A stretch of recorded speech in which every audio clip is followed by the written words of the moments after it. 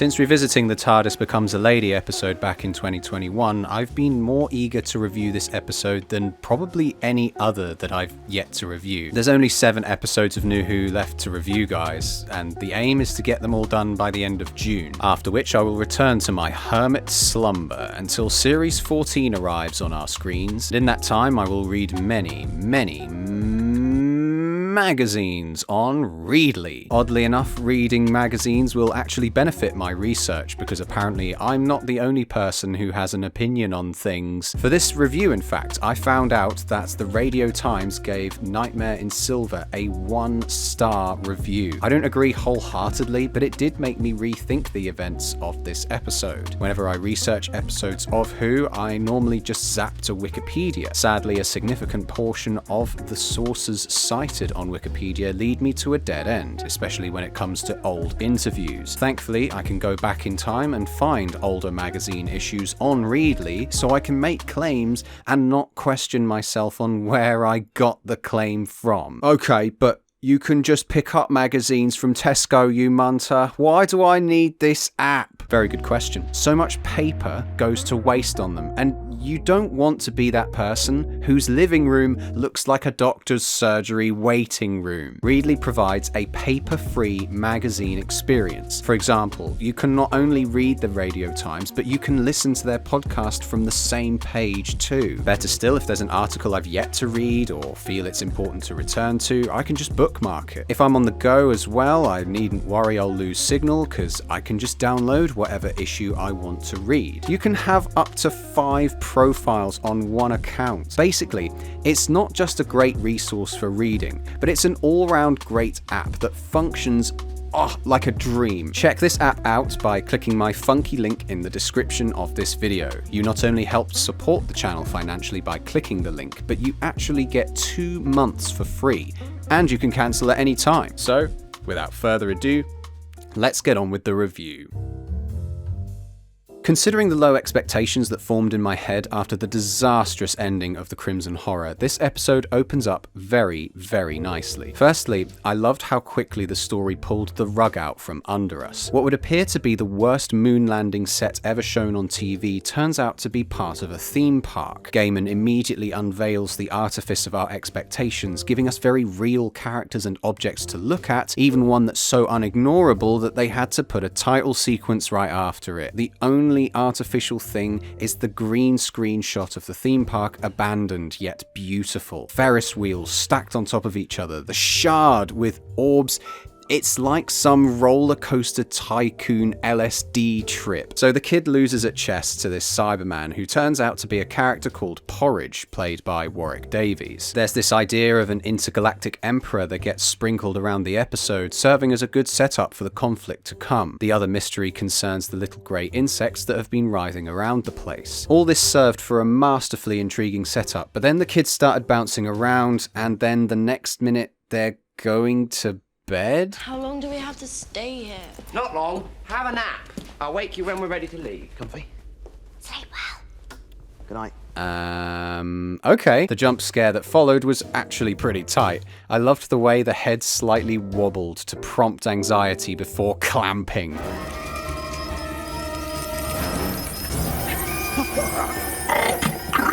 Oh, the flutes, man. The child acting then returns to grill me harder than an Obama sandwich. I hate the future. It's stupid. There's not even phone service. Angie runs to the military barracks that are set up on this planet, leaving her brother alone in this creepy room. I'm not scared, if you're wondering.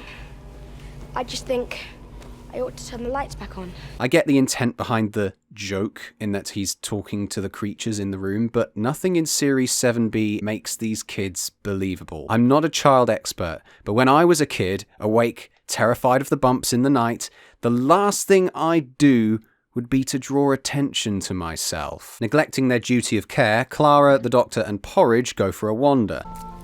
Look up there. That corner of sky, what do you see? Nothing. It's just black.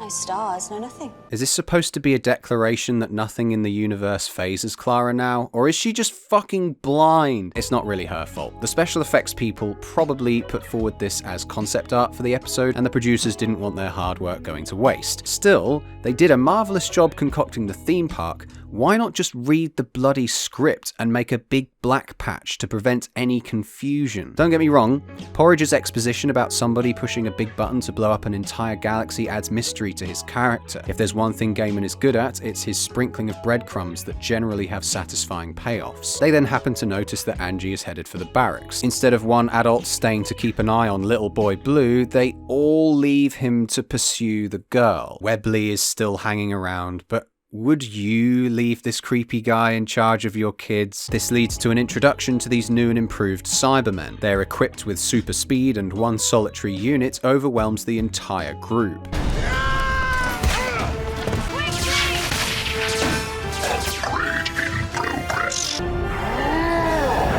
What is it with chairs being thrown in this series? But I take it your platoon doesn't do much fighting. What do you expect?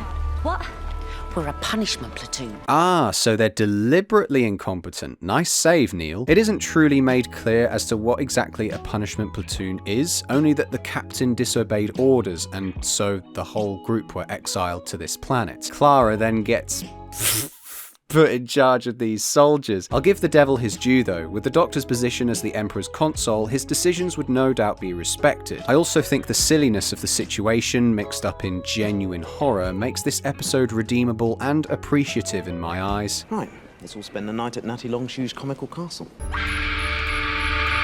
As much as it pains me to watch child acting, this moment was tip-top spicy meatballs. So the Doctor finds a Cybermite and conveniently walks to where the children are. Him being hailed as the saviour of the Cybermen was nice, but not for the reason of bringing children to the Cybermen.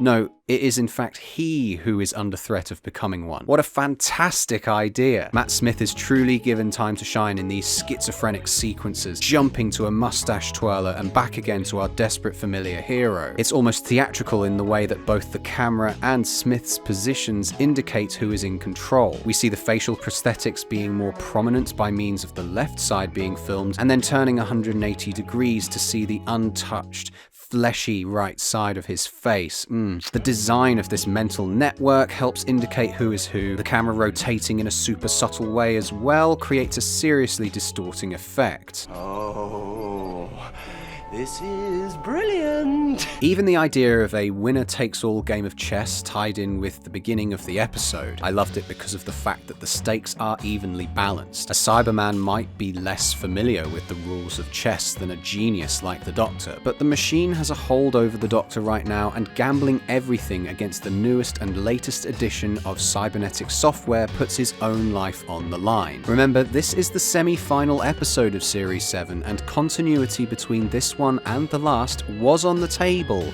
if you watched this back in 2013. Regrettably, we have hindsight, and knowing that two-part finales weren't exactly Moffat's cup of tea at this point fills me with never-ending disappointment. It is also worth noting that watching a game of chess with every move planned out in the script wouldn't exactly make for great entertainment. It is Smith's acting that keeps us engaged enough so that the moves of the game don't really affect us. Ultimately, the moves don't even matter, as twice in the episode the Doctor gets out of the game by external props. I loved this callback to classic Who, set up from the opening scene of the episode. 'Cause I've got a golden ticket. I did love this little segment with the unironically named character Missy, exemplifying this platoon's ineptitude further, but also showing off more of the upgrades these new Cybermen have. It is such a shame that this is the last episode Gaiman wrote for the show. Cybermen using their body parts as traps and weapons display such creativity. He also has this ability to keep his writing consistent with events in recent episodes.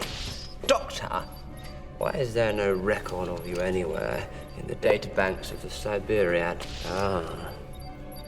You're good. Meanwhile, Clara's busy ordering this woman about, making sure nobody implodes the planet. The captain gets sniped by a Cyberman, which was absolutely sick, and Clara literally deleting a Cyberman was really cool too. The soldiers displaying redemption from their farcical performance at the start of the episode, I love it. It's actually nice when characters use their brains in fiction. I think it's worth pointing out Clara's sudden authoritative personality in this episode. Now, this isn't necessarily a bad thing, precisely because she's not perfect at playing the commander. There is another factor at play here as well. The kids. She's responsible for them and did a terrible job of keeping an eye on them by letting them have a nap on an alien planet for no reason, so maybe this attitude stems from guilt. At the same time, she'd rather blame the doctor for the walking comas than face the fact she didn't act earlier to prevent this from happening. God forbid we ever have Clara displaying weakness. The doctor gets up in the castle to play chess with himself, and I loved these impersonations of Eccleston and Tennant that came alive in this scene. Fantastic. Allons-y. The doctor concludes his conversation with this fantastic line. And you have to die pointlessly and very far from home. Just like a soldier, which Clara has essentially been groomed into being in this episode. The harkening back to the episode Journey's End, holy shit, this script is fucking gold. I'm not sure the same can be said for recycled sound effects though.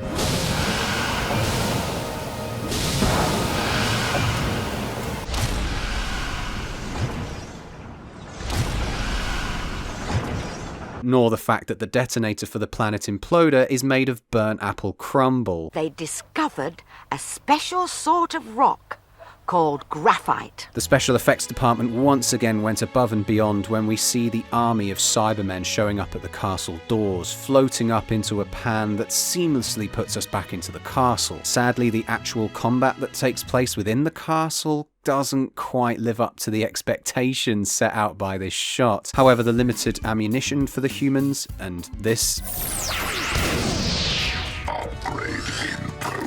enforces a race against time for the Doctor to win the chess game. Can't you see what a foolish move that was? You've lost the game! Ah, crap.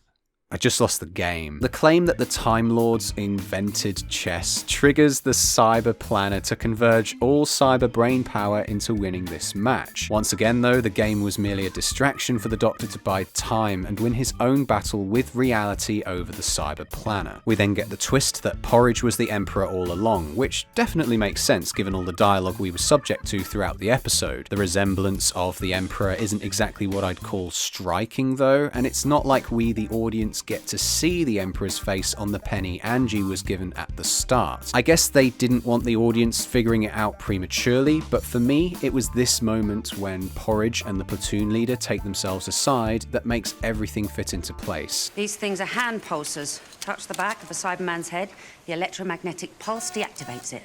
Mind if I take one of these? Might be handy. The joke isn't that he made a pun, it's that there's no way Porridge would be able to reach the back of a Cyberman's head without some kind of elevation. It's a shame Angie wasn't present for this conversation because her smug declaration, Look, am I the only one paying attention to anything around here? You were full of surprises. props her up like a genius a little undeservedly. Then again, I'm biased because I hate child acting. Thanks to the power of editing, an 80-second timer becomes 47 seconds and the planet explodes. Note that I didn't say implodes like they stated, but hey, that's not the first time in this episode that the special effects department wasn't made aware of the script. The Emperor then spontaneously proposes marriage to Clara, which I found funny, but I would have liked more justification from Clara as to why she said no. I don't want to rule 1,000 galaxies. Yeah. As far as I'm concerned, she got a taste of what it's like to be a leader and a bunch of people died. Does that not play into your decision at all? I mean, we won't ever find out because instead Angie has to have the famous last words. When someone asks you if you want to be queen of the universe, you say yes. You watch. One day, I'll be queen of the universe. Ugh. So, did it suck?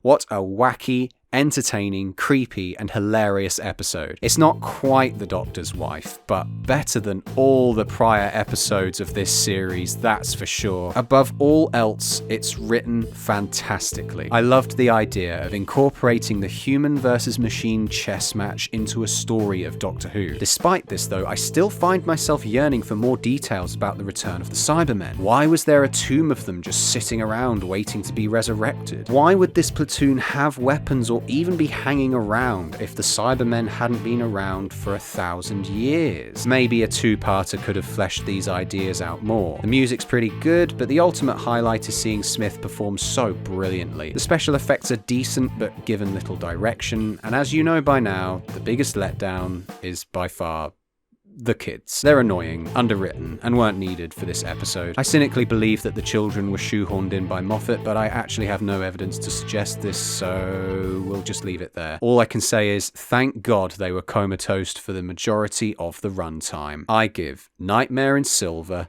a 7 out of 10.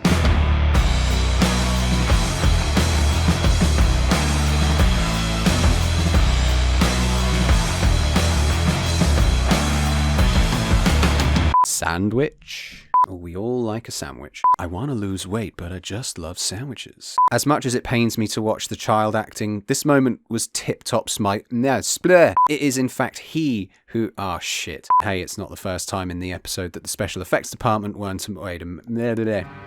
Toodaloo.